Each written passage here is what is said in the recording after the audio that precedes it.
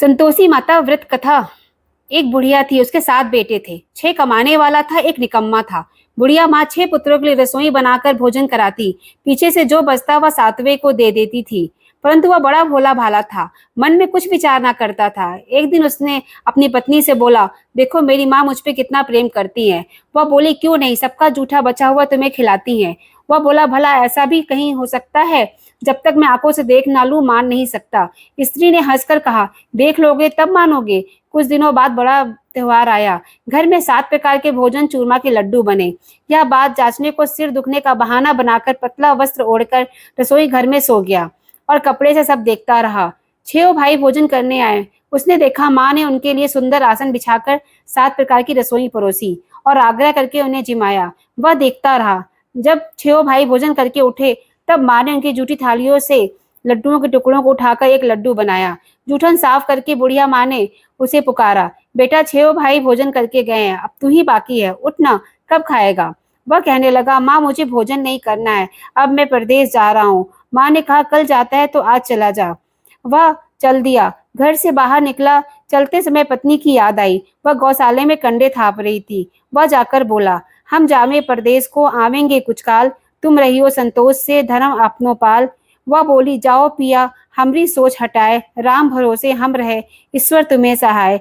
देहु निशानी आपनी, देख धरू मैं धीर, सुति हमरी मत बिसारियो, राखियो मन गंभीर।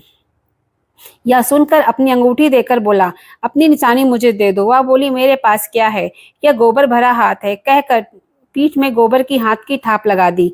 वह चल दिया। चलते चलते एक दूर देश में एक साहूकार की दुकान पे जाकर कहने लगा, भाई मुझे नौकरी पे रख लो। व्यापारी को नौकर की जरूरत थी। बोली, रह जा। इसने पूछा, तनख्वाह क्या दोगे? साहूकार ने कहा, काम देखकर दाम मिलेंगे। वह नौकरी करने लगा। थोड़े दिनों में दुकान का लेन देन, हिसाब किताब, ग्राहकों का माल बेचना आदि सारा काम करने लगा। साहूकार के 7-8 नौकर थे। वे सब उसकी होशियारी पर चक्कर खाने लगे। सेठ ने काम देखकर उसे 3 महीने में आधे मुनाफे का हिस्सेदार बना दिया। 12 वर्ष में वह नामी सेठ बन गया। अब बहू पे क्या बीती। सास ससुर उसे बड़ा दुख देने लगे। सारी गृहस्थी का काम कराते, लकड़ी लेने जंगल भेजते और आटे की बची हुई भूसी से रोटी बनाकर देते और फूटे नारियल की नरेली में पानी देते। इस प्रकार वह दिन गुजारने लगी। एक दिन वह लकड़ी लेने जा रही थी कि उसे रास्ते में बहुत सी स्त्रियां संतोषी माता का व्रत करती दिखाई दी। उसने वहां खड़े होकर कथा सुन पूछा, बहनों यह तुम किन देवता का व्रत कर रही हो और इसके करने से क्या फल है? इस व्रत का विधान मुझे समझा कर कहो तो मैं आपका बड़ा उपकार मानूंगी। तब एक स्त्री बोली, सुनो, यह संतोषी माता का व्रत है। इसको करने से दरिद्रता का नाश होता है, घर में लक्ष्मी आती है, मन की चिंताएं दूर होती हैं, घर में सुख और शांति मिलती है। मेरी पुत्री को पुत्र मिले, स्वामी बाहर गया तो शीघ्र आवे, कुंवारी कन्याओं को श्रेष्ठ वर मिले, राजद्वार में मुकदमा की जीत हो जाए, कलह कलेश की निवृत्ति हो, सुख शांति आवे, धन और जायदाद का लाभ हो, रोग दूर हो जाए तथा और जो भी मन में कामना हो वह सब संतोषी माता की कृपा से पूरी हो जाए, इसमें संदेह नहीं। वह पूछने लगी, यह व्रत कैसे किया जाए, यह भी बताओ तो बड़ी कृपा होगी। तब वह स्त्री कहने लगी, 1.25 रुपए का गुड़ चना लेना, इच्छा हो तो 5.25 रुपए या 11.25 रुपए का भी ले सकते हो। बिना परेशानी, श्रद्धा और प्रेम से जितना भी बन सके सवाया करना। प्रत्येक शुक्रवार को निराहार रहकर कथा कहना सुनना। सुनने वाला कोई ना मिले तो घी का दीपक जला के उसके आगे जल का पात्र सामने रखकर कथा कहना। कथा के पश्चात प्रसाद बांटकर स्वयं भी ग्रहण करना। केवल एक बार बिना खटाई का भोजन करें। जब तक कार्य सिद्ध न हो जाए नियम पालन करें। कार्य सिद्ध हो जाने पर व्रत का उद्यापन करना।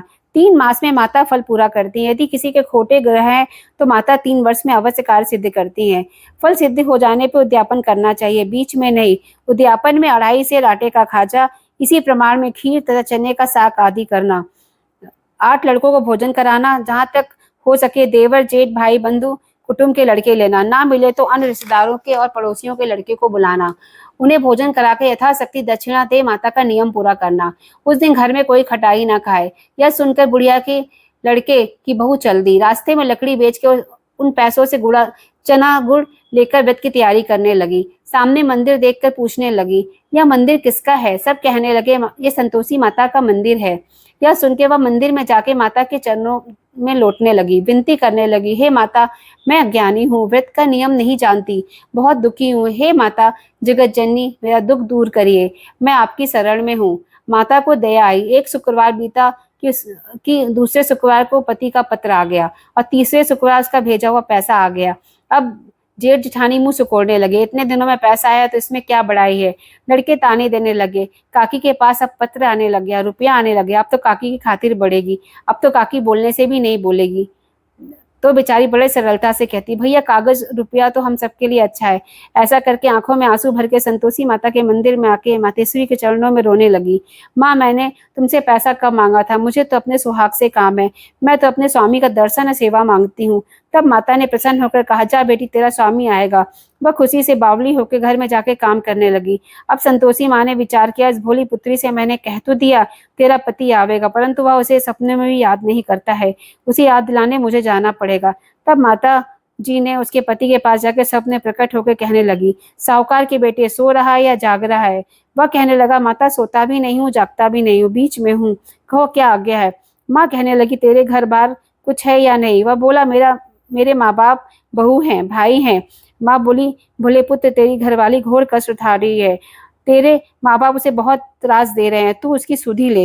वह बोला, हाँ माता जी, परंतु जाऊं कैसे, परदेश की बात है, लेन देन का हिसाब नहीं है, कोई रास्ता नजर नहीं आ रहा है। माँ कहने लगी, मेरी बात मान, सवेरे नहा धोकर संतोषी माता का नाम ले, घी का दीपक जला के दंडवत करके दुकान पे जाकर बैठना, तेरा लेन देन चुक जाएगा, जमा माल भी बिक जाएगा।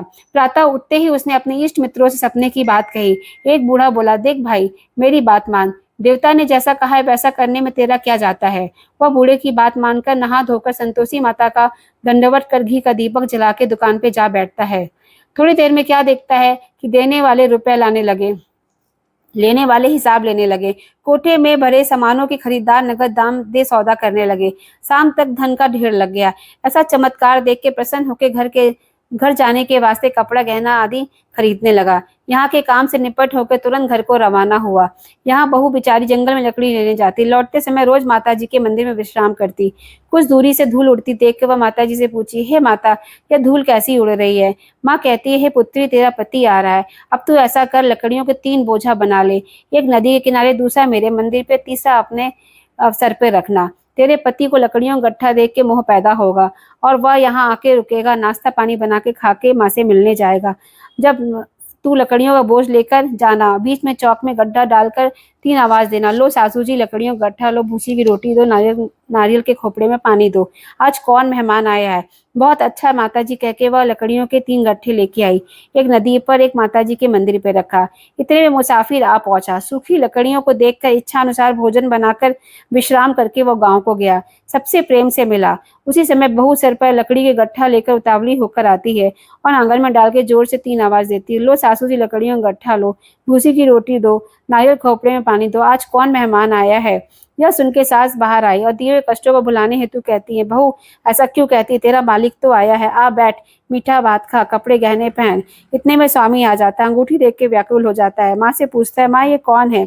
माँ कहती है, आज से 12 वर्ष से सारे गाँव में जानवरों की तरह भटकती है, घर का कुछ काम नहीं करती, 4 समय आकर खाना खा जाती है, तुझे देखकर भूसी की रोटी नारियल के खोपड़े में पानी मांगती है। अब वह लज्जित होकर बोला, ठीक है माँ, मैंने उसे भी देखा है, तुम्हें भी देखा है, मुझे दूसरे घर की चाबी दो, हम उसमें रहेंगे। तब माँ बोली, ठीक है बेटा, जा, तेरी जैसी मर्जी। यह कह के चाबी पटक दी। तब उसने तीसरे मकान में जाके तीसरे मंजिल के ऊपर कमरा खोलकर सामान जमाया। वहां राशि ठाट बाट बन गया, बहुत सुख भोगने लगी। अब अगला शुक्रवार आया, उसने अपने पति से कहा, मुझे संतोषी माता का व्रत उद्यापन करना है। पति बोला, बहुत अच्छा। तब वह तुरंत उद्यापन को तैयारी करने लगी।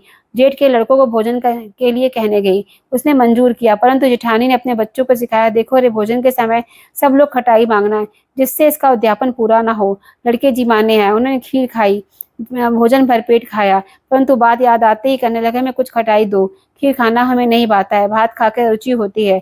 तब बहू बोली, भाई खटाई किसी को नहीं दी जाएगी, यह संतोषी माता का प्रसाद है। लड़के उठ खड़े हुए, बोले पैसे लाओ।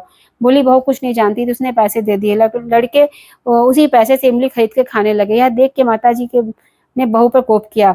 राजा के दूत उसके पति को पकड़ के ले गए। जेठ जेठानी मनमाने खोटे वचन कहने लगे। कि लूट लूट कर धन इकट्ठा किया है, अब सब मालूम पड़ जाएगा। बहू से ये वचन सहन न हुआ, रोती हुई माताजी के मंदिर में गई। कहने लगी, हे माताजी, आपने यह क्या किया? हंसकर अब क्यों रुलाने लगी? माताजी बोली, पुत्री, तूने उद्यापन करके मेरा व्रत भंग किया है, इतनी जल्दी सब बातें भूल गई। वह कहने लगी, माता, भूली तो नहीं थी, ना कुछ अपराध किया था, मुझे तो लड़कों ने भूल में डाल दिया। मैंने भूल से उन्हें पैसे दिए, अब मुझे क्षमा करिए, मुझे माफ कर दो। मैं आपका उद्यापन फिर से करूंगी। माँ बोली, अब भूल ना करना। वह कहती, अब भूल ना होगी माँ, अब वे कैसे आएंगे? माँ बोली, तेरा पति तुझे रास्ते में ही आता मिलेगा। वह निकली, राह में पति आता मिला। पूछी, तुम कहाँ गए थे? वह बोला, इतना धन जो कमाया था उसका टैक्स राजा ने मांगा था, वह भरने गया था। दोनों प्रसन्न होकर घर को गए। कुछ दिन बाद फिर से शुक्रवार आया। वह बोली, मुझे फिर से माता का उद्यापन करना है। पति ने कहा, करो। वह फिर जेठ के लड़कों को भोजन कराने के लिए कहने गई। जेठानी ने खरी खोटी सुनाई और सब लड़कों को पहले से खटाई मांगने को सिखाया। लड़के कहने लगे, हमें खीर खाना नहीं भाता, जी बिगड़ता है, कुछ खटाई खाने को दो। वह बोली, खटाई खाने को तो नहीं मिलेगा, आना हो तो आओ। यह कह के ब्राह्मणों को लड़के लाके भोजन कराने लगी। यथाशक्ति दक्षिणा में एक एक मीठा फल दिया। इससे संतोषी माता प्रसन्न हुई। माता की कृपा होते ही 9वें मास उसे चंद्रमा के समान सुंदर पुत्र प्राप्त हुआ। पुत्र को लेकर प्रतिदिन माताजी के मंदिर में जाने लगी। माँ ने सोचा, यह रोज आती है, आज मैं इसके घर क्यों न चलूं। विचार करके माता ने भयानक रूप बनाया। गुड़ चने से सना मुख, ऊपर से सूंड के समान होठ, उस पर मक्खियां भिनभिना रही थी। देहरी में पांव रखते ही उसकी सास चिल्लाई, देखो रे, कोई चुड़ैल डाकनी चली आ रही है, लड़कों इसे भगाओ, नहीं तो किसी को खा जाएगी। लड़के भागने लगे, चिल्लाकर खिड़की बंद करने लगे। बहू एक रोशनदान से देख रही थी, प्रसन्नता से चिल्लाने लगी, आज मेरी माताजी मेरे घर पे आई हैं। यह कहके बच्चे को दूध पिलाने से हटाती है। इतने में सास का क्रोध फूट पड़ा।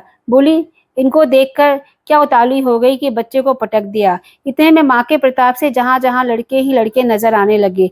वह बोली, माँ, जिनका मैं व्रत करती हूँ यही संतोषी माता है। इतना कह के झट से सारे घर के किवाड़ खोल देती है। सबने माताजी का चरण पकड़ लिया, विनती की, हे माता, हम मूर्ख हैं, अज्ञानी हैं, पापी हैं, आपके व्रत की विधि हम नहीं जानते हैं, आपका अपराध भंग करके हमने बहुत बड़ा पाप किया है। हे जगत माता, आप हमारे अपराध को क्षमा करो। इस प्रकार माता प्रसन्न हुई।